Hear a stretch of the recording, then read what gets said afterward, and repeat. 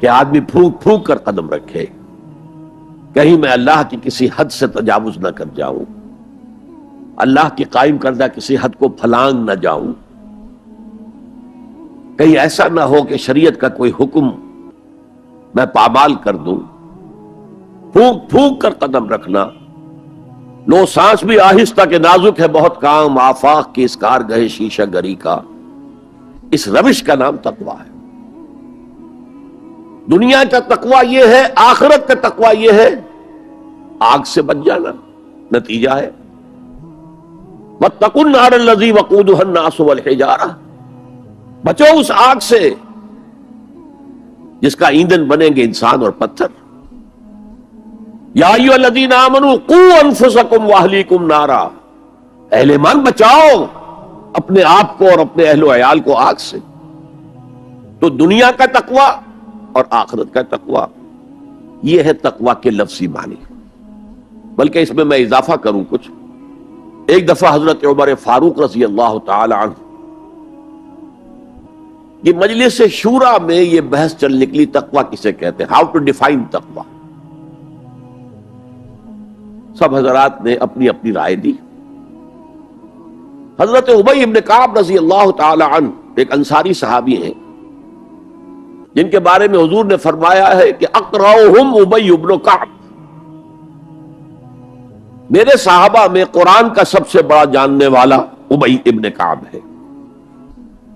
وہ خاموش بیٹھے ہوئے سن رہے تھے باتیں۔ حضرت عمر نے خاص طور پر کہا، ابی آپ نے کچھ نکاح فرمائے؟ اب انہوں نے کہا کہ امیر المومنین دیکھیے، اگر کبھی آپ کو کسی ایسے جنگل میں سے گزرنا پڑے جس میں کوئی پگڈنڈی نہیں ہے، بڑی اونچی اونچی گھاس ہے اور قدم قدم پر خاردار جو ہیں جھاڑیاں ہیں، تو آپ کیسے گزریں گے؟ جسے میں بار بار کہہ رہا ہوں، پھونک پھونک کر قدم رکھنا۔ دیکھ لو کہیں اس گھاس کے اندر یہاں کوئی سانپ جو ہے وہ کنڈلی مارے بیٹھا ہو، تمہارا پاؤں سانپ پر جا پڑے، یا کسی اور موذی جانور کے بل میں پاؤں جا پڑے، یا کہیں تمہارے کپڑے جو ہے وہ کسی جھاڑی کے کانٹوں میں الجھ جائیں، بچ بچ کر نکلنا، یہ تقویٰ ہے۔ یہ زندگی ایک سفر ہے، ہماری منزل آخرت ہے۔ جیسے حضور نے فرمایا، انما الدنیا خلقت لکم وانتم خلقتم للآخرہ، یہ دنیا تمہارے لیے بنائی گئی ہے، تمہارے لیے برتنے کا سامان ہے، لیکن تمہیں آخرت کے لیے بنایا گیا ہے، یہ تمہارا گھر نہیں ہے۔ تو یہ ہے تقویٰ۔ اور تقویٰ کی تعلیم قرآن مجید میں اتنی شد و مد کے ساتھ آئی ہے، اتنی شد و مد کے ساتھ آئی ہے، ایک ایک آیت میں دو مرتبہ۔ سورۃ النساء کی پہلی آیت، یا ایھا الناس اتقوا ربکم الذی خلقکم من نفس واحدۃ وخلق منها زوجها وبث منہما رجالا کثیرا ونساء واتقوا اللہ الذی تساءلون بہ والارحام ان اللہ کان علیکم رقیبا۔ ایک آیت میں دو مرتبہ تقویٰ کا حکم۔ اے لوگو، اے بنی آدم، اپنے اس رب کا تقویٰ اختیار کرو جس نے تمہیں ایک جان سے بنایا، اسی سے اس کا جوڑا بنایا اور ان سے کثیر تعداد میں مردوں اور عورتوں کو زمین میں پھیلا دیا۔ یہ 600-650 کروڑ جو انسان آج دنیا میں ہے، یہ سب کون ہے؟ آدم اور حوا کی نسل سے ہیں۔ پھر اسی آیت میں دوبارہ واتقوا اللہ الذی تساءلون بہ والارحام، تقویٰ اختیار کرو اس اللہ کا جس کا ایک دوسرے کو واسطہ دیتے ہو۔ کوئی سائل مانگتا ہے تو اللہ کے نام پر مانگتا ہے۔ تم بھی جا کر اپنے کسی عزیز سے یا دوست سے کہتے ہو کسی کام کے لیے، بھائی یہ کام بہت ضروری ہے، اللہ کے لیے جلد از جلد اس کام کو کر دو، واسطہ اللہ کا۔ یا جیسے کہ سورہ حشر میں ایک آیت میں دو دفعہ، یا ایھا الذین آمنوا اتقوا اللہ ولتنظر نفس ما قدمت لغد واتقوا اللہ ان اللہ خبیر بما تعملون۔ اے ایمان والو، اللہ کا تقویٰ اختیار کرو اور دیکھو کل کے لیے کیا بھیج رہے ہو آگے۔ تمہارے اعمال جو جا رہے ہیں، جمع ہو رہے ہیں تمہارے نامہ اعمال میں، وہ اعمال کون سے ہیں، اچھے ہیں یا برے ہیں؟ اور اللہ کا تقویٰ اختیار کرو اور دیکھو، جان لو وہ تمہارے اعمال سے باخبر ہے، بے خبر نہیں ہے۔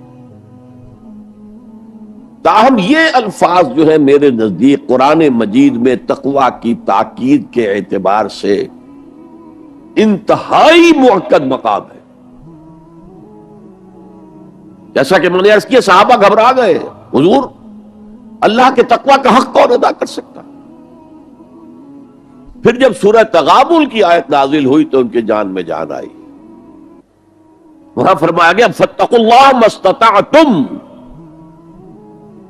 اللہ کا تقوی اختیار کرو جتنا بھی تمہارے حد استطاعت میں ہے, امکانی حد تک اللہ کا تقوی اختیار کرو. پھر جان میں جان آئی. آدمی اپنے مقدور بھر اپنی ہمت کے مطابق تو کام کر سکتا ہے, لیکن اللہ کا حق ادا کرنا یہ کیسے ممکن ہے؟ اچھا, ابھی یہ آیت مکمل نہیں ہوئی. دوسرا حصہ اس سے بھی زیادہ تاکیدی ہے. وَلَا تَمُوتُنَّ إِلَّا وَأَنْتُمْ مُسْلِمُونَ, اور دیکھنا موت نہ آنے پائے مگر فرمانبرداری کی حالت میں. یہاں پر بھی عام طور پر ترجمہ کر دیتے مسلم ہونے کی حالت میں. مسلم تو ہم گناہ کر رہے ہیں تب بھی مسلم ہے, گناہ سے پہلے بھی مسلم ہے, گناہ کی بعد بھی مسلم ہے, یہ نہیں ہے مطلب. فرمانبرداری مسلم کے اصل معنی کیا ہے؟ موت نافرمانی کی حالت میں کہیں نہ آ جائے تمہیں. وہ کوئی زمانہ تمہارے پاس نہیں ہے کہ تم کسی گناہ کا ارتکاب کر بھی چکو گے, پھر تمہیں توبہ کا وقت بھی مل جائے گا, پھر موت آئے گی, اس سے پہلے موت نہیں آ سکتی. کیا معلوم عین اس گناہ کے ارتکاب کے دوران موت آ جائے. وہ موت کیسی ہوگی؟ شاید آپ کے علم میں ہو, لکھنؤ کے ایک بہت بڑے شاعر تھے اور ان کی موت بہت ہی مکروہ حالات میں واقع ہوئی. رات کو 2-3 بجے, جس کو آپ انگریزی میں کہتے ہیں in the small hours of the morning, شراب خانے سے نکلے, نشے میں دھت, چکر آیا, گرے, اور ساتھ ہی بدرو جا رہی تھی گندی نالی, اس میں گر گئے, وہاں سے لاش برآمد. کیسی موت ہے یہ؟ نافرمانی کی حالت میں موت آئی ہے, شراب کے نشے کی حالت میں موت آئی ہے. اور کیا یہ ممکن نہیں ہے کہ کوئی شخص بدکاری کا ارتکاب کر رہا اور عین اسی فعل کے دوران موت آ جائے؟ اچھا, اب اگر آپ نے طے کر لیا نہیں مروں گا مگر حالت فرمانبرداری میں, تو اس کی ایک ہی شکل ہے, کوئی لمحہ بھی نافرمانی میں بسر نہ ہو, مبادا اسی لمحے موت آ جائے. ہر لمحے کا پہرا دیجئے, ہر ساعت کی پوری حفاظت کیجئے,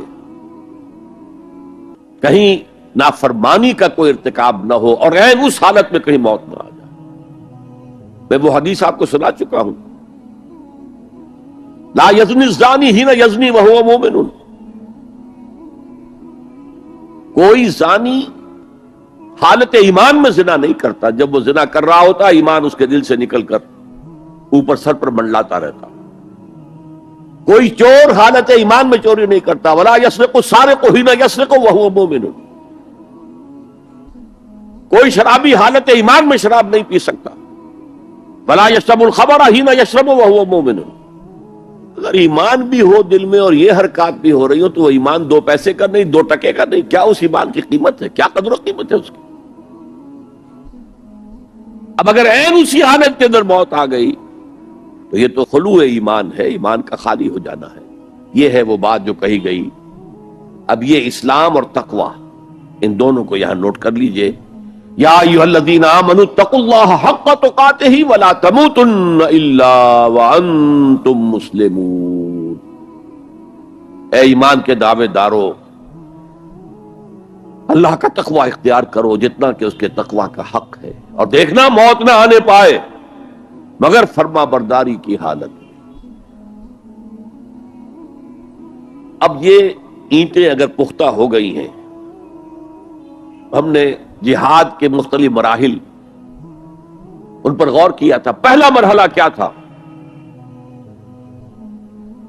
نفس امارہ کے خلاف جہاد, شیطان اور اس کی ذریت صلبی و مانوی کے خلاف جہاد, بگڑے ہوئے معاشرے کے جو پریشرز ہیں ان کے خلاف جہاد.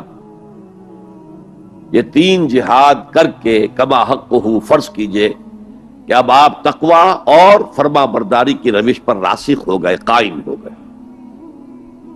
اب اگلا قدم کیا ہے؟ اب ان اینٹوں سے فصیل بنانی ہے۔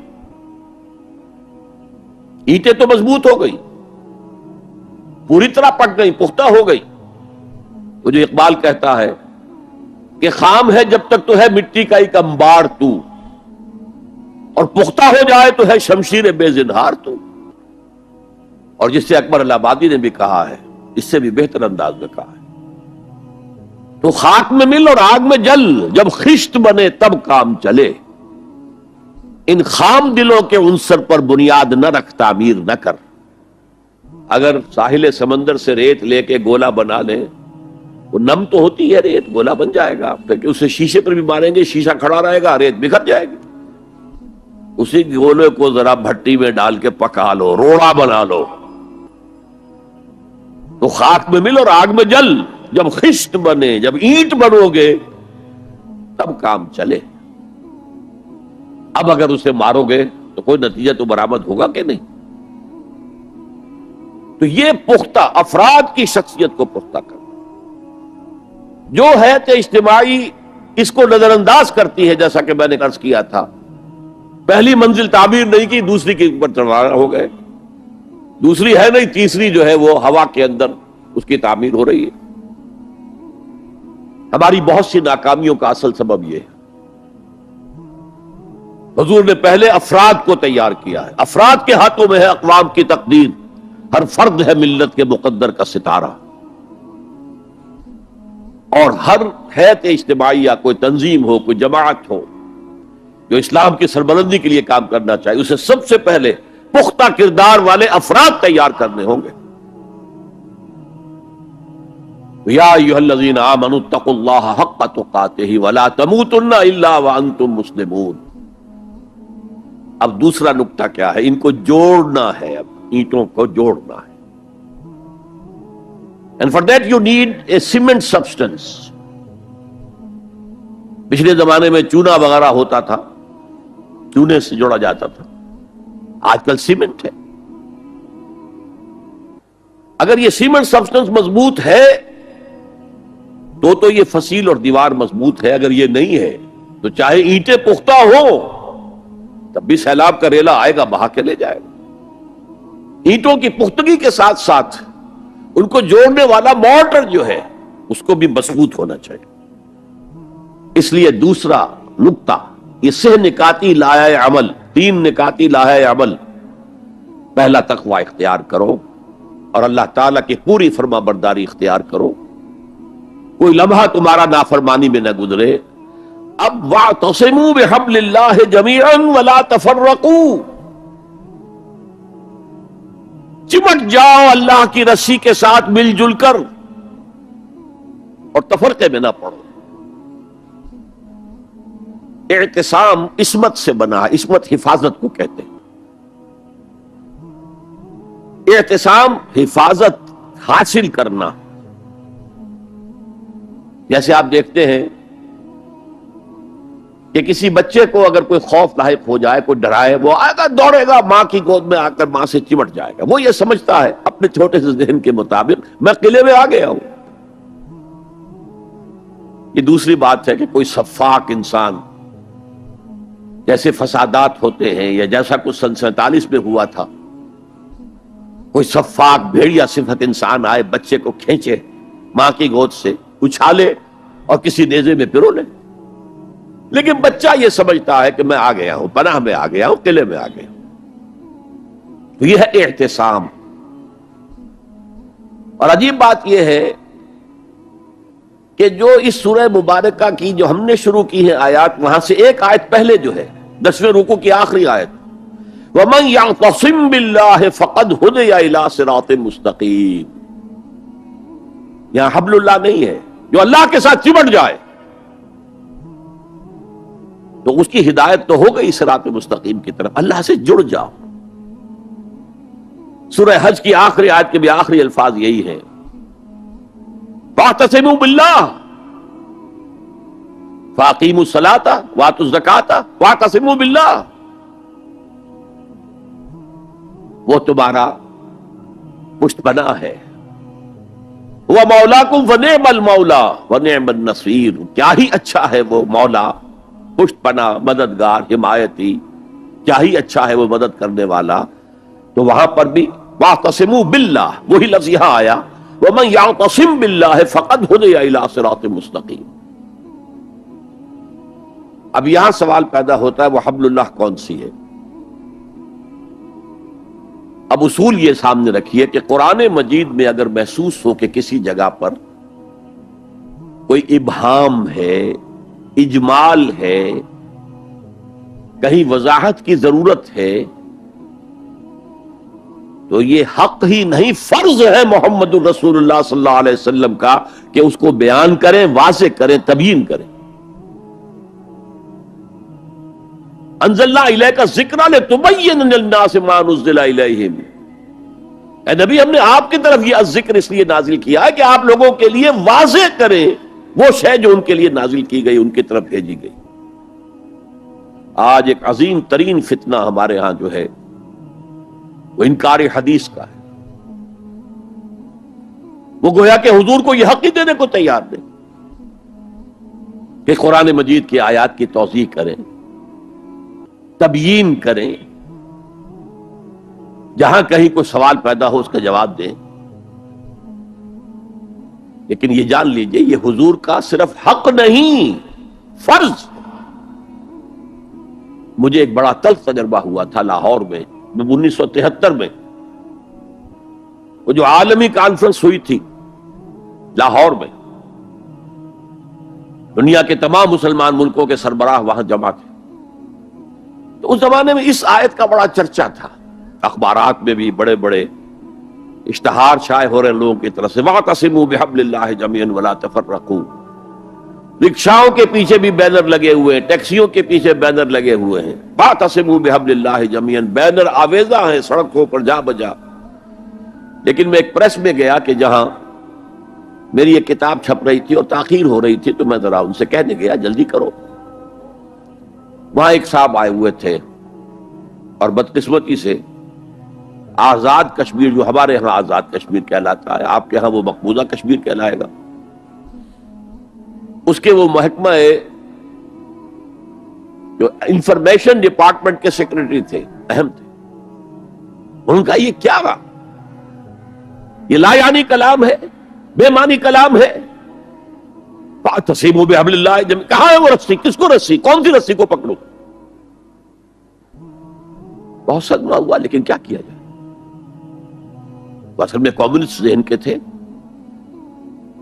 اب اس لیے وہ اللہ کے رسول نے واضح کیا ہے کہ حبل اللہ کون سی. میں وہ حدیث آپ کو سنا چکا ہوں، حضرت علی رضی اللہ تعالیٰ عنہ سے جو مروی ہے نبی اکرم صلی اللہ علیہ وسلم، ترمذی شریف اور دارمی یا بیہقی میں موجود ہے. تو اس میں یہ الفاظ میں ہوا حبل اللہ المتین وہو الذکر الحکیم وہو الصراط المستقیم. حضرت علی فرماتے یہ ہیں کہ میں نے سنا حضور نے ارشاد فرمایا ان قریب ایک بہت بڑا فتنہ رونما ہوگا، انہا ستکون فتنۃ. میں نے سوال کیا مل مخرج منہا یا رسول اللہ، اے اللہ کے رسول فرمائیے اس سے نکلنے کا راستہ کون سا ہوگا، مخرج کون سا ہوگا، ایگزٹ کون سا ہوگا. یا آپ کے ہالز میں جہاں ایگزٹ لکھا ہوا ہوتا ہے سرخ سی بتیوں کے ساتھ، عرب ممالک میں مخرج لکھتے ہیں اس کو، نکلنے کی جگہ، بھاگنے کی جگہ. اگر کہیں دھواں بھر جائے، کہیں آگ لگ جائے تو بھاگو ان روشنیوں کی طرف، ان دروازوں کی طرف، وہ کھل جائیں گے. تو جب حضور نے فرمایا کہ انہا ستکون فتنۃ، تو حضرت علی کہتے میں نے پوچھا بل مخرج منہا یا رسول اللہ، فرمایا کتاب اللہ، فتنوں سے بچانے والی اور فتنوں سے نکالنے والی شے صرف کتاب اللہ ہے.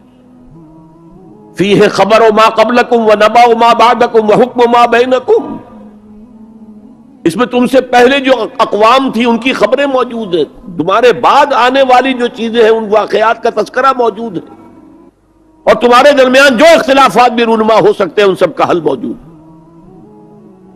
وَهُوَ حَبْلُ اللَّهِ الْمَتِينُ وَهُوَ الصِّرَاطُ الْمُسْتَقِيمُ وَهُوَ ذِكْرُ اللَّهِ الْحَكِيمُ. اور یہی تو ہے اللہ کی مضبوط رسی، اور یہی تو ہے الذکر. تم نے الذکر نہ معلوم کیا بنا لیے ہیں، کس طرح کے اذکار. سب سے بڑا ذکر الذکر. یوں سمجھیے دی ریممبرنس از قرآن. اور یہی صراط المستقیم ہے جس کی تم ہر نماز کی رکعت میں استدعا کرتے ہو، اہدنا الصراط المستقیم. یہ صراط مستقیم ہے تو صحیح.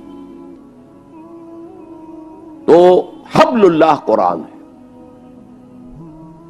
ایک حدیث میں آتا ہے عبداللہ ابن مسعود سے رضی اللہ تعالی عنہ، القرآن حبل اللہ الممدود من السماء الى الارض. حضور نے فرمایا یہ القرآن جو ہے یہ اللہ کی رسی ہے جو تنی ہوئی ہے آسمان اور زمین کے درمیان. اللہ کا قرب چاہتے ہو تو اس رسی کو پکڑ کے چڑھو اوپر. تقرب اللہ کا سب سے بڑا ذریعہ قرآن. اس سے بھی زیادہ پیارے انداز میں ایک حدیث میں واقعہ بیان ہوا ہے. حضور صلی اللہ علیہ وسلم اپنے حجرے سے برآمد ہوئے اور آپ نے دیکھا ایک کونے میں کچھ لوگ قرآن مجید کا مذاکرہ کر رہے ہیں، سمجھ رہے ہیں، سمجھا رہے ہیں.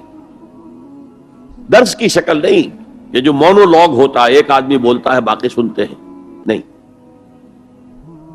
حضور کے چہرے پر بشاشت، خوشی کے، مسرت کے آثار ظاہر ہوئے. تشریف لائے، سوال کیا الستم تشہدون، کہ آپ لوگ شہادت نہیں دیتے اللہ الہ الا اللہ وانی رسول اللہ ہے وان ھذا القرآن جاء من عند اللہ، کہ اللہ کے سوا کوئی معبود نہیں اور میں اللہ کا رسول ہوں اور یہ قرآن اللہ کے پاس سے آیا ہے. سب کا جواب کیا تھا؟ بھلا یا رسول اللہ، بھلا یا رسول اللہ، حضور ہم گواہ ہیں اس پر. پھر فرمایا آپ نے فاستبشروا، تو خوشیاں مناؤ. فإن هذا القرآن طرفه بأيديكم وطرفه بيد اللہ، یہ قرآن وہ شے ہے جس کا ایک سرا تمہارے ہاتھ میں ہے، ایک سرا اللہ کے ہاتھ میں. تعلق مع اللہ، تقرب الی اللہ کے لیے کوئی ذریعہ اگر ہے تو صرف قرآن. اب یہاں ایک بہت بڑے مسئلے کا حل ہو رہا ہے. اکثر جو بھی درد مند لوگ ہیں امت کے بارے میں سوچتے ہیں، غور و فکر کرتے ہیں، وہ اتحاد اتحاد اتحاد اتحاد کا واس کہتے ہیں. اور وہ اتحاد جو ہے اس کے لیے کوئی بنیاد ہے نہیں. فرقہ پرستی ہے، فرقہ بندی ہے، کہیں اور کہیں ذاتیں ہیں. کیا زمانے میں پنپنے کی یہی باتیں ہیں؟ اصل میں جمع ہونے کے لیے تو بنیاد چاہیے. قرآن جمع کرتا ہے کس اعتبار سے؟ دیکھیے جانوروں کا ایک گلہ ہے جا رہا ہے، بھیڑیں بکریوں کا، ایک آدھ کتا بھی ان کو کافی ہے جمع رکھنے کے لیے. ذرا بکری کوئی ادھر ہوئی، وہ کتا آیا، وہ پھر واپس اپنے گلے کے اندر مل گئی. ایک دو کتے بھی کافی ہیں. بڑے سے بڑے گلے کو سنبھال کر رکھنے کے لیے ایک دو کتے کافی. لیکن انسانوں کو اگر جمع کرنا ہے تو پہلے ان کے اندر فکری اور ذہنی ہم آہنگی پیدا کرنا ضروری ہے. ان کے خیالات ایک جیسے ہوں، ان کے نظریات ایک جیسے ہوں، ان کے مقاصد ایک جیسے ہوں، ان کی سوچ ایک جیسی ہو، ان کے طریقہ کار ایک جیسے ہوں. جب تک یہ چیزیں نہیں ہوں گی جمع کیسے ہو جائیں گے؟ اتحاد کا واس کہتے رہیے، کوئی نتیجہ نکلے گا ہی نہیں، اور نہیں نکل رہا. متحد کرنے والی شے صرف اللہ کی کتاب ہے. یہ آپ کے اندر فکری ہم آہنگی پیدا کرے گی، اور وہ بھی صرف قرآن کی تلاوت سے نہیں، قرآن کو سمجھنے سے، سمجھ کر پڑھنے سے. جس کے لیے میں بار بار عرض کر چکا ہوں کہ سمجھ کر پڑھنے سے مراد کیا ہے؟ اتنی عربی سیکھ کر پڑھنا کہ قرآن کا مفہوم براہ راست آپ کے ذہن اور قلب میں اترتا جائے. آپ کسی مترجم کے ترجمے کے ذریعے سے قرآن نہ پڑھیں، وہ سیکنڈ ہینڈ نالج ہو جائے گا. وہ تو آپ مترجم کی آنکھ سے قرآن پڑھ رہے ہیں، اپنی آنکھ سے نہیں پڑھ رہے. اگر اس طریقے سے قرآن کے ساتھ جڑ جایا جائے تو ذہنی ہم آہنگی ہوگی، فکری ہم آہنگی ہوگی، مقصد ایک ہو جائے گا، اعلاء کلمت اللہ. وہ جو کہا کسی نے کہ میری زندگی کا مقصد تیرے دی کی سرفرازی، میں اسی لیے مسلمان، میں اسی لیے نمازی. اگر مقصد ایک ہوگا تو ہم مقصد لوگوں کو کہتے ہیں امت. اما یا اموں کے معنی ارادہ کرنا. آمین البیت الحرام، وہ لوگ جو بیت الحرام کا قصد کر کے جا رہے ہیں، سفر کر رہے ہیں. تو امام جس کا کہ سب لوگ پیروی کر رہے ہیں، راستے کو امام کہتے ہیں اس لیے کہ آپ بھی راستے کے پیچھے پیچھے جا رہے ہیں، فالو کر رہے ہیں راستے کے ساتھ. راستہ مڑ گیا، آپ بھی مڑ گئے. تو امت وہ ہے ان لوگوں کا مجموعہ جن کا مقصد ایک ہے. آج ہم کہتے ہیں امت مسلمہ، امت مسلمہ. کہاں ہے امت مسلمہ؟ وحدت امت کا سب سے بڑا حدی خواہ ہندوستان میں علامہ اقبال، ایک ہو مسلم حرم کی پاسبانی کے لیے، نیل کے ساحل سے لے کر تا بخاک کاشغر. لیکن اس کو بھی ماننا پڑا ہے اپنے لیکچرز میں. Reconstruction of religious thought in Islam. There is no Muslim Ummah present at this time. کوئی مسلم امت موجود نہیں ہے.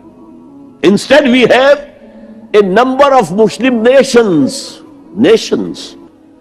یہ بات چونکہ 1928 میں کہی، اس وقت تک تمام مسلمان ممالک جو ہے کولونیل پاورز، یورپین پاورز کے تحت تھے، غلام تھے. انڈونیشیا سے موریتانیہ تک سب غلام. وہ تو صرف صحرائے عرب کو چھوڑا ہوا تھا انہوں نے، کہ وہاں کچھ تھا ہی نہیں. اگر تیل اس وقت کہیں نکل آیا ہوتا تو اس میں تو وہ پنجے گاڑتے کہ جو کبھی پنجے نکلنے والے نہ ہوتے. بہرحال یہ ان سب کو جوڑنے والی شے جو اقبال کہتا ہے instead we have a number of Muslim nations. آج ہم کیا کہیں گے؟ Instead we have a number of Muslim countries. پھر مسلمان ممالک میں بھی ایتھنک، لنگوسٹک، کتنے جھگڑے، کتنے اختلافات، کتنے چکر چل رہے ہیں. تو اس اعتبار سے سوچئے کہ انسان کو جمع کرنے والی شے صرف وہ ہو سکتی ہے جو ان کے مقاصد کو یکجا کر دے، ان کے نظریات میں ہم آہنگی پیدا کر دے، ان کی سوچ کو ایک رنگ میں رنگ دے. پھر وہ بنیان مرصوص بن جائیں گے. علامہ اقبال نے بہت خوبصورت انداز میں کہا ہے، از یک آئینی مسلمان زندہ ہست.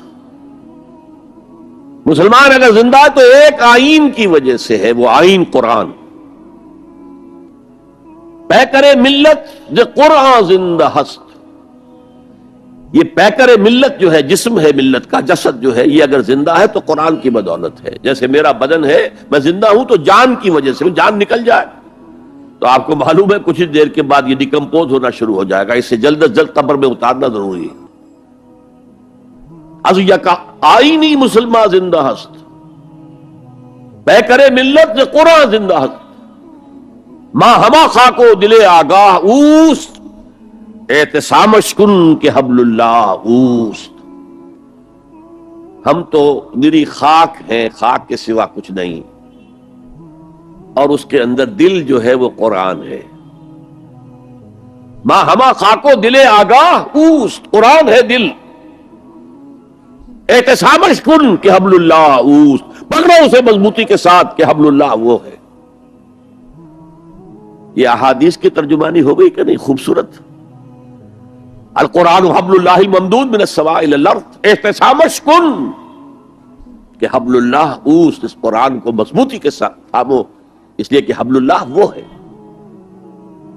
تو یہ دوسرا نکتہ ہے، واعتصموا بحبل اللہ جميعا ولا تفرقوا. تفرقوا کے لفظ پر توجہ کر لیجئے. تختلفوا نہیں ہے، اختلاف ہو سکتا ہے، دیانت کے ساتھ ہو سکتا ہے. تفرقہ یہ تم اور میں اور. جب اختلاف اس شدت کو پہنچ جائے کہ چھوٹے چھوٹے اختلافات کے اوپر کفر کے فتوے، تم اور ہم اور ہیں، من دیگرم تو دیگری، یہ تفرقہ ہے. اختلاف ہو سکتا ہے. اختلاف امام ابو حنیفہ امام شافعی میں ہوا، ٹھیک ہے، اور امام ابو حنیفہ کے شاگردوں میں ہو رہا ہے. انہوں نے اپنے استاد سے بھی اختلاف کیا، آپس میں بھی اختلاف کیا. لیکن اس اختلاف کو اپنی جگہ پر رکھیے. اختلاف اور ہے، افتراق اور ہے. افتراق، فرق، تم اور ہو میں اور ہوں، یہ کام غلط ہے. ملت کی ایک وحدت اس کو برقرار رکھتے ہوئے اگر فقہی اختلافات ہیں، مختلف مسائل میں اختلاف ہے، کوئی حرج نہیں ہے. میں کہہ نہیں سکتا کہ یہ عام طور پر ویسے حدیث کے طور پر ہی بیان ہوتی ہے، لیکن یہ کہ آیا اس کی سند صحیح ہے یا نہیں میں نہیں کہہ سکتا، کہ اختلاف امتی رحمت، میری امت کا اختلاف تو رحمت ہے۔ ایک وقت میں ایک قول کے اوپر ہم عمل کر رہے تھے، حالات بدلے، معلوم ہوا کہ نہیں، وہ دوسرے صاحب کا قول زیادہ صحیح معلوم ہوتا ہے، قاضی ابو یوسف کے بجائے امام محمد کا قول زیادہ صحیح لگتا ہے، آج کل کے حالات میں ہمیں اس پر اختیار کر لینا چاہیے۔ ہو سکتا ہے رحمت ہے، اختلاف امتی رحمت، لہذا اختلاف جو ہے لا یزالون مختلفین وَلِذَٰلِكَ خَلَقَهُمْ، یہ لوگ اختلاف تو کریں گے اور اسی لیے اللہ نے انہیں پیدا کیا ہے۔ دو بھائیوں کی شکلیں نہیں ملتی ہیں، اختلاف ہے، گنا گونی ہے، مونوٹنی نہیں ہے، مونوٹنی تو انسان کو بور کر دیتی ہے۔ تنوع، گل ہائے رنگا رنگ سے ہے رونق چمن، اے ذوق اس چمن کو ہے زیب اختلاف سے، گل ہائے رنگا رنگ۔ تو اختلاف اور شے ہے، لیکن جو اختلاف افتراق کا سبب بن جائے وہ ہے اصل میں کہ جو پھر امت کی جڑوں کو گویا کہ اس کے اوپر تیشہ بن کر گرنے والی شے۔ وَاعْتَصِمُوا بِحَبْلِ اللَّهِ جَمِيعًا وَلَا تَفَرَّقُوا، اب یہ خاص عرب کے ان حالات کے پس منظر میں فرمایا جا رہا ہے، اور سب سے زیادہ یہ کہ مدینہ منورہ کے جو حالات تھے تاریخی اعتبار سے۔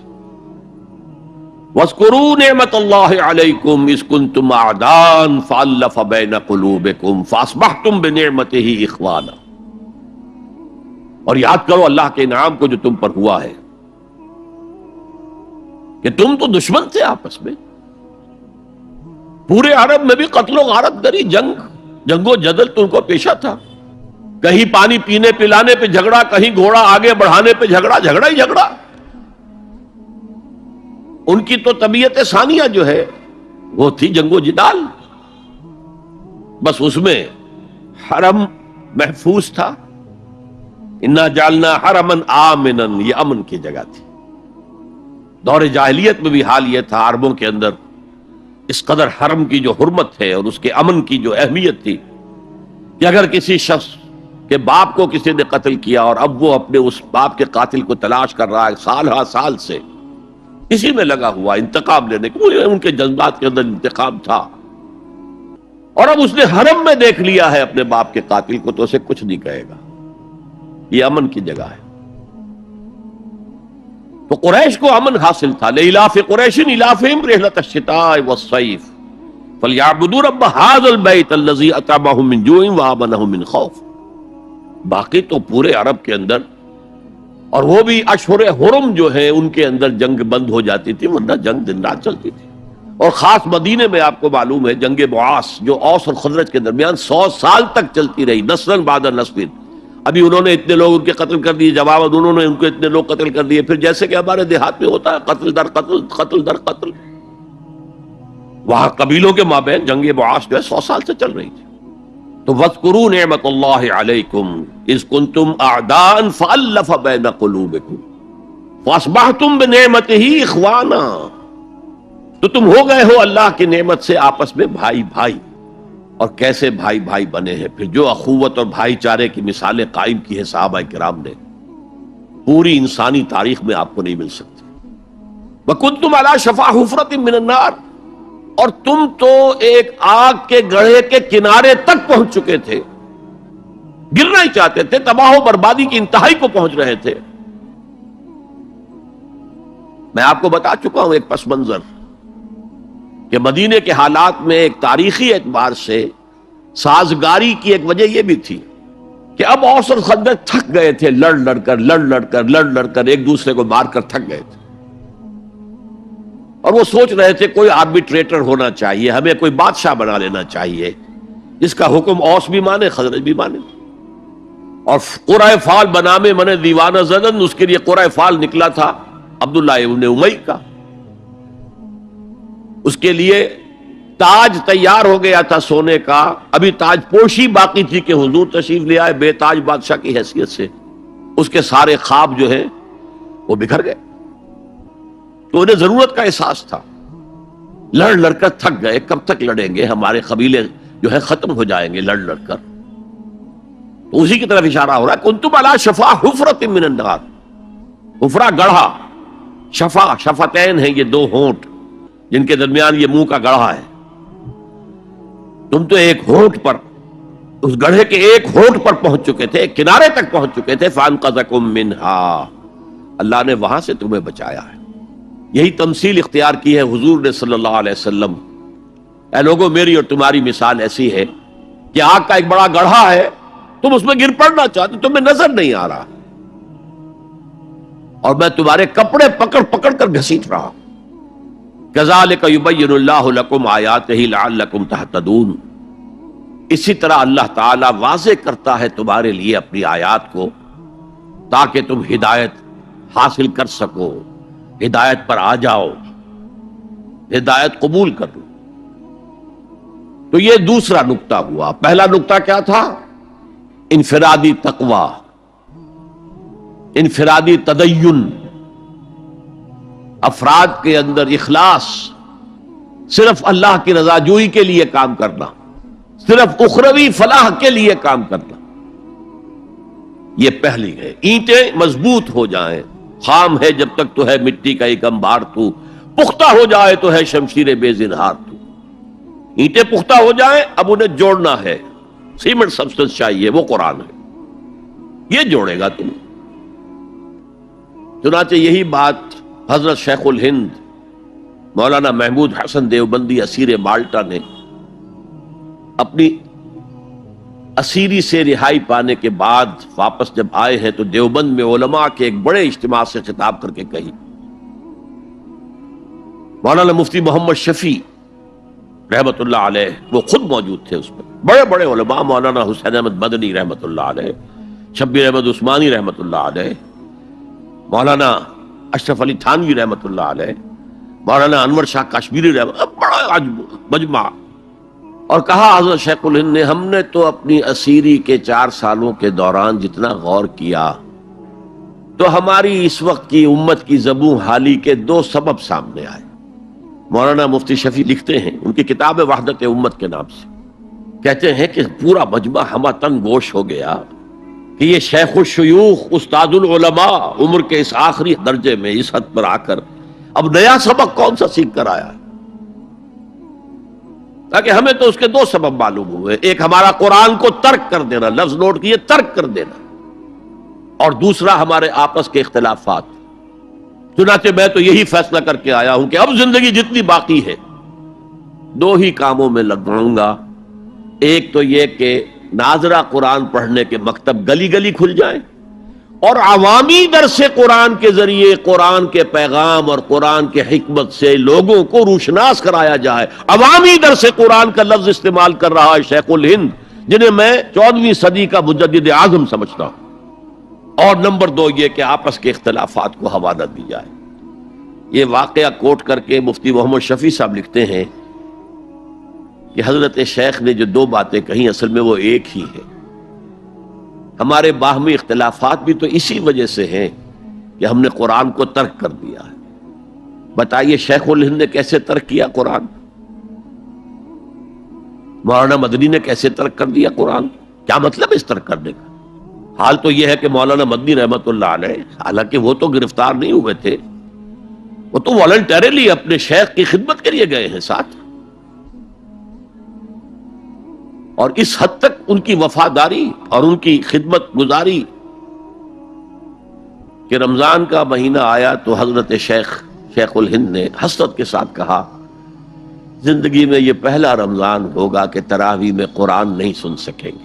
اس لیے کہ نہ شیخ الہند حافظ تھے، نہ مولانا مدنی حافظ تھے، اور تیسرے ان کے ساتھ ایک اور تھے، ان کا میں نام بھول رہا ہوں، وہ سرحد کے پٹھانوں میں سے تھے، کوئی حافظ نہیں تھا. اب آپ غور کیجئے، استاد اور اپنے شیخ کی اس حسرت کو دور کرنے کے لیے مولانا مدنی روزانہ 1 پارہ حفظ کرتے تھے اور رات کو تراویح میں سناتے تھے، روزانہ 1 پارہ. اور یہ انہونی بات نہیں ہے، جب ساری زندگی قرآن ہی سے شغف رہا ہے تو وہ ہے تو صحیح ذہن میں، اب صرف ان کے لنکس ملانے ہیں آپس میں، اور کیا ہے. اصل میں قرآن کو ترک کرنے کا مطلب کیا ہے؟ وہ اصل میں ایک اور بہت بڑے عالم دین کی بات سنیے آپ، مولانا سید انور شاہ کاشمیری رحمۃ اللہ علیہ، جو دیوبند سے آ کر آپ کے قریب میں ڈابھیل میں انہوں نے مدرسہ قائم کیا تھا۔ وہ ایک مرتبہ قادیان میں ایک جلسہ علماء کیا کرتے تھے ہر سال رد قادیانیت کے لیے، تو ایک سال اسی طرح وہاں علماء جمع تھے۔ اب جس نے یہ واقعہ بیان کیا ہے اس کا نام میرے ذہن میں اس وقت نہیں ہے، کہ میں صبح مولانا انور شاہ کاشمیری رحمۃ اللہ علیہ کی خدمت میں حاضر ہوا تو دیکھا کہ غم کی تصویر بنے بیٹھے ہیں، بہت اداس غمگین۔ میں نے پوچھا حضرت کیا معاملہ ہے، کوئی خاص سبب ہے؟ فرمایا بھائی کیا سبب ہے، یہ سوچ رہا ہوں کہ اپنی زندگی عمر ضائع کر دی۔ میں نے کہا حضرت آپ نے زندگی ضائع کر دی، عمر ضائع کر دی؟ آپ نے علم، بیہقی وقت کہلاتے ہیں انور شاہ کاشمیری، جیسے امام بیہقی تھے، محدث اور فقیہ دونوں اعتبارات سے بلند، تو آپ نے پڑھنے پڑھانے میں، سیکھنے سکھانے میں ساری عمر گزار دی، تو آپ کی زندگی ضائع کیسے؟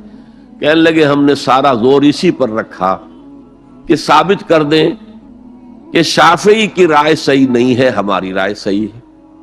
اسی کے لیے دلائل، اسی کے لیے بحثیں، اسی کے لیے لمبی چوڑی جو ہے ہمارے ہاں نشستیں منعقد ہوئی مدارس کے اندر، حالانکہ اللہ کے ہاں یہ ہم سے سوال نہیں ہوگا۔ گمراہیاں طرح طرح کی پھیل رہی ہیں اور ہم ان بحثوں میں لگے ہوئے، حالانکہ زیادہ سے زیادہ یہ کہا جا سکتا ہے کہ قول اصحابنا ثواب محتمل الخطا، اور جو قول دوسروں کا ہے وہ خطا ہے محتمل الثواب۔ زیادہ سے زیادہ یہ کہہ سکتے ہیں ہم کہ ہمارے جو اسلاف ہیں، ہمارے جو اساتذہ ہیں، ان کا قول صحیح ہے، اگرچہ اس کے خطا ہونے کا بھی امکان ہے۔ ہم یہ نہیں کہہ سکتے کہ اس کے غلط ہونے کا کوئی امکان ہی نہیں، معصوم تو وہ نہیں تھے۔ اور قولہم، ان کا جو ہمارے سامنے ہے مد مقابل ہے، اور وہ شافعی ہیں۔ اصل تو جو ٹکراؤ تھا وہ فقہ حنفی اور فقہ شافعی کے مابین تھا۔ ہم صرف یہ کہہ سکتے ہیں کہ ان کا یہ قول خطا ہے، غلطی ہے، اگرچہ احتمال موجود ہے کہ وہی صحیح ہو، اس کے سوا تو ہم کچھ نہیں کہہ سکتے۔ اور ہم نے اپنی ساری زندگی اس کام میں لگا دی، لیکن میں کہہ نہیں سکتا اس پر کتنے رنج اور صدمے کا اظہار کروں کہ مجدد وقت شیخ الہند رحمۃ اللہ علیہ اور بیہقی وقت مولانا انور شاہ کاشمیری رحمۃ اللہ علیہ، ان کی ان باتوں کا کوئی اثر ان کے شاگردوں نے قبول نہیں کیا۔ وہی روش ہے، وہی فقہی بحثیں ہیں۔ جب میں نے پاکستان میں تحریک خلافت کا آغاز کیا، کچھ احادیث بیان کی، اچھے علماء نے کہا کہ ڈاکٹر صاحب ہم نے تو یہ حدیثیں پہلی مرتبہ آپ سے سنی۔ یہ حدیثیں جو ہیں یہ ہیں کتاب الملاحم میں، اشراط الساعہ، علامات القیامہ، کتاب الفتن، اور حدیث کے ان ابواب پر تو پہنچتے پہنچتے ہم ایگزاسٹ ہو چکے ہوتے ہیں، ہماری ساری بحثیں جو ہے وہ ختم، اور وقت ختم ہو جاتا ہے ان فقہی بحثوں کے اندر، یہاں تک تو ہم پہنچتے ہی نہیں۔ بہرحال دوسرا نقطہ جیسا کہ میں نے عرض کیا، پہلا اینٹیں پکاؤ، مضبوط کرو۔ یا ایھا الذین آمنوا اتقوا اللہ حق تقاتہ ولا تموتن الا وانتم مسلمون، اور دوسرا ان کو جوڑنے کے لیے قرآن کو ایز اے سیمنٹ سبسٹنس استعمال کرو۔ واعتصموا بحبل اللہ جميعا ولا تفرقوا واذکروا نعمت اللہ علیکم اذ کنتم اعداء فالف بین قلوبکم فاصبحتم بنعمتہ اخوانا وکنتم علی شفا حفرۃ من النار، تم تو تباہی آگ کے گڑھے کے کنارے تک پہنچ گئے تھے، گرا چاہتے تھے، فانقذکم منہا، تو اللہ نے اس سے تمہیں نکالا ہے۔ کذالک یبین اللہ لکم آیاتہ لعلکم تہتدون، اسی طرح اللہ تعالیٰ تمہارے لیے اپنی آیات کی تبیین کر رہا ہے، وضاحت کر رہا ہے، تاکہ تم ہدایت حاصل کر سکو۔ اب تیسری بات، یہ جو اینٹوں کو پکا کر اور پھر ان کو جوڑ کر جو ایک اجتماعیت وجود میں آئی، اس کے مقاصد کیا ہے؟ کیا کشور کشائی کرنی ہے؟ ملکوں کو فتح کرنا ہے؟ کیا کرنا ہے؟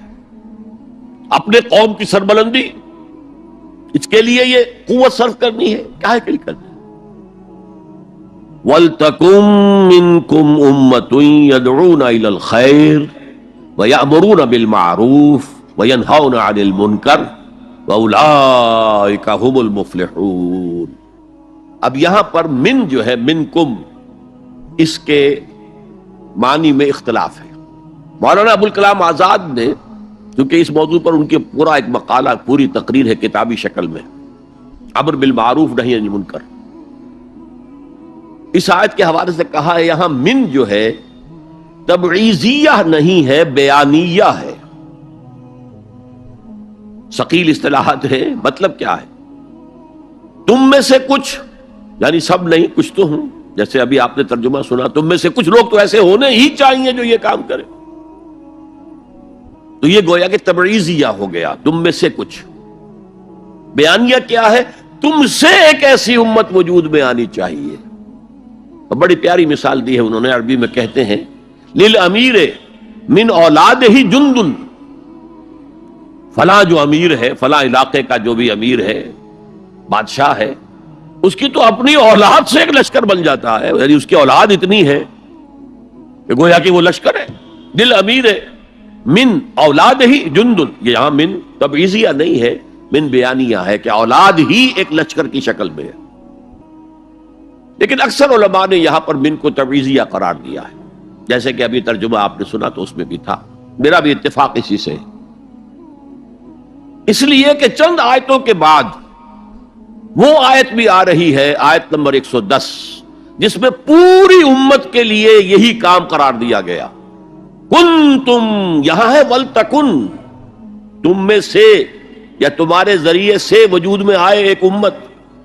وہاں کنتم خیر امت اخرجت للناس تأمرون بالمعروف وتنہون عن المنکر وتؤمنون باللہ. تم وہ بہترین امت بن گئے ہو، بن چکے ہو، جو دنیا والوں کے لیے نکالی گئی ہے. یہ پہلے بھی میں عرض کر چکا ہوں کہ باقی ہر قوم دنیا کی اپنی بھلائی کے لیے، اپنی فلاح کے لیے، اپنے مفادات کے لیے، اپنی مصلحتوں کے لیے کوشاں ہوتی ہے. نہیں، تمہارا معاملہ یہ نہیں ہے، تمہیں دنیا والوں کی ہدایت کے لیے نکالا گیا ہے. وہ جو اقبال نے کہا ہے، ہم تو جیتے ہیں کہ دنیا میں تیرا نام رہے، کہیں ممکن ہے کہ ساقی نہ رہے جام رہے. مسلمانوں کی تو زندگی اس لیے ہے کہ دنیا میں یہ جام توحید، جام ہدایت گردش میں لائیں. ہماری حیثیت ساقی کی ہے. ہم تو جیتے ہیں کہ دنیا میں تیرا نام رہے، کہیں ممکن ہے کہ ساقی نہ رہے جام رہے. جام کیسے حرکت میں آئے گا اگر ساقی نہیں ہے؟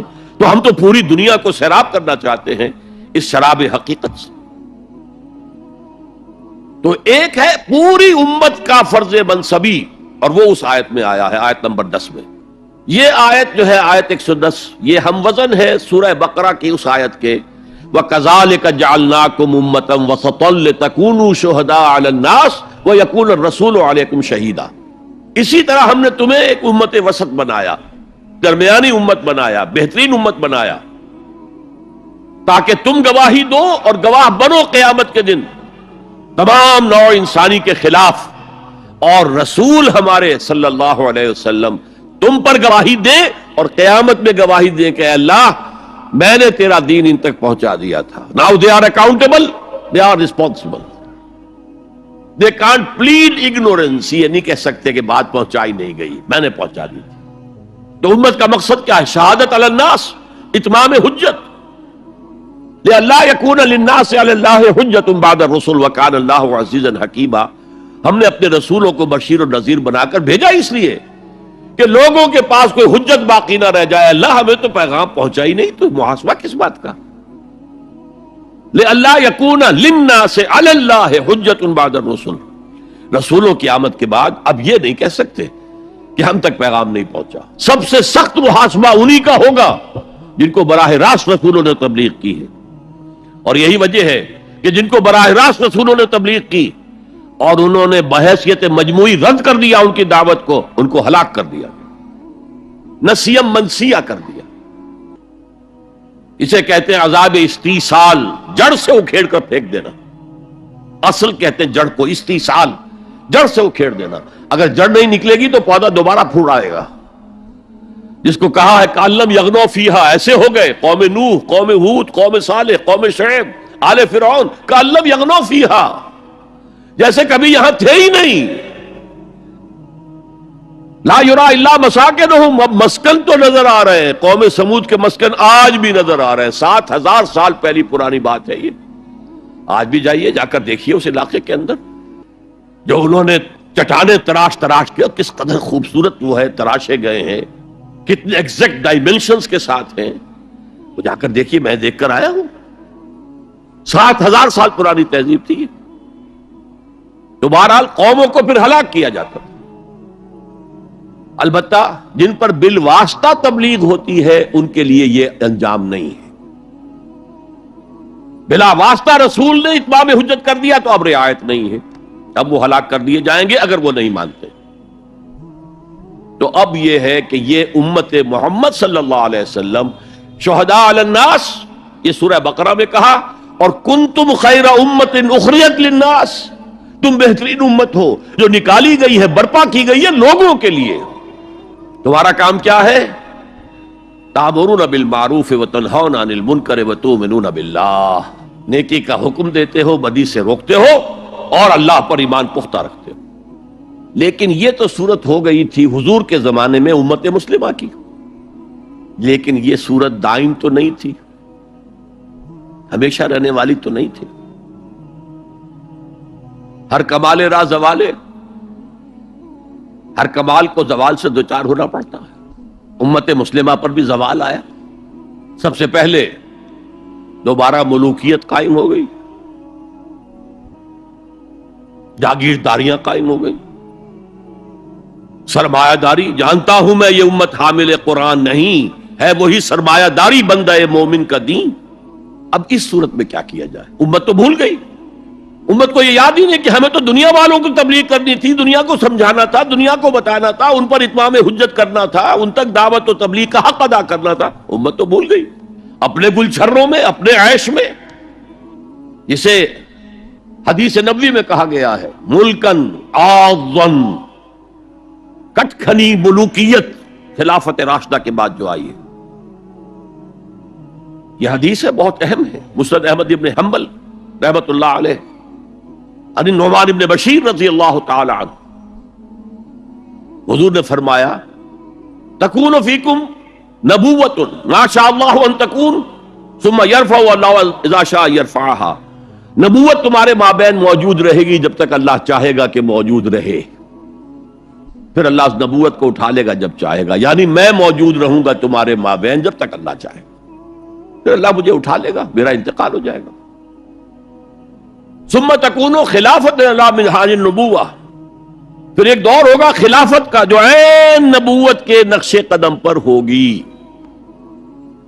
فتکون ما شاء اللہ ان تکون، وہ بھی رہے گی جب تک اللہ چاہے گا کہ رہے، ثم یرفع اللہ اذا شاء یرفعها، پھر اس کو بھی اللہ اٹھا لے گا جب بھی چاہے گا۔ ثم تکون ملکا عاضا، پھر ایک دور آئے گا کٹ کاٹ کھانے والی، عضا یعض کہتے ہیں کاٹنا، پھر وہ کاٹ کھانے والی ظالم حکومت، ملوکیت کا دور آ جائے گا۔ اب جب یہ دور آ گیا تو اب اس کا علاج کیا ہے؟